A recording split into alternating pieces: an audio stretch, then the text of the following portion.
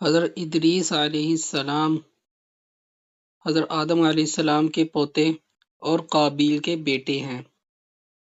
قلم سے لکھنا، سینہ پرونا، ناپ تول اور اسلحہ سازی آپ علیہ السلام کی ایجادات ہیں۔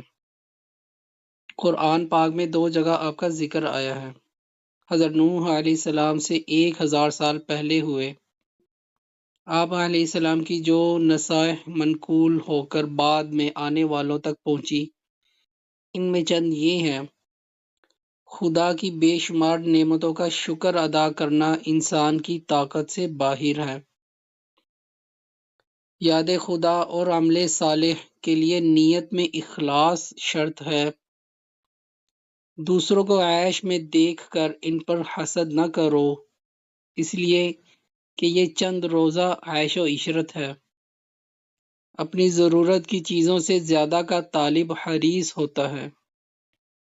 آپ علیہ السلام نے آخری عمر میں بحکم خداوندی بابل سے مصر کی طرف ہجرت فرمائی، دریائے نیل کے کنارے اپنا مسکن بنایا اور یہیں 82 سال کی عمر میں وفات پائی۔ آپ کی انگوٹھی پر یہ عبارت کندہ تھی، جس کا ترجمہ ہے: اللہ پر ایمان کے ساتھ ساتھ صبر فتح مندی کا باعث ہوتا ہے۔ مومنین کے دلوں سے غموں کو نکال دینے والا عجیب فرشتہ۔ حضرت عروہ بن روین رحمۃ اللہ علیہ کہتے ہیں، حضرت ارباز بن ساریہ رضی اللہ تعالی عنہ حضور اکرم صلی اللہ علیہ وسلم کے صحابہ میں سے تھے۔ بہت بوڑھے ہو گئے تھے اور چاہتے تھے کہ انہیں موت آ جائے، اس لیے یہ دعا کیا کرتے تھے: اے اللہ، میری عمر بڑی ہو گئی اور میری ہڈیاں پتلی اور کمزور ہو گئیں، لہٰذا مجھے اپنے پاس اٹھا لے۔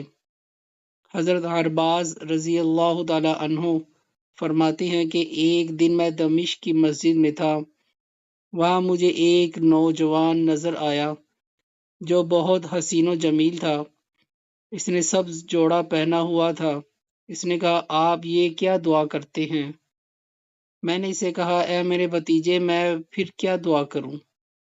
اس نے کہا: یہ دعا کیا کریں: اے اللہ، عمل اچھے کر دے اور مجھے موت تک پہنچا دے۔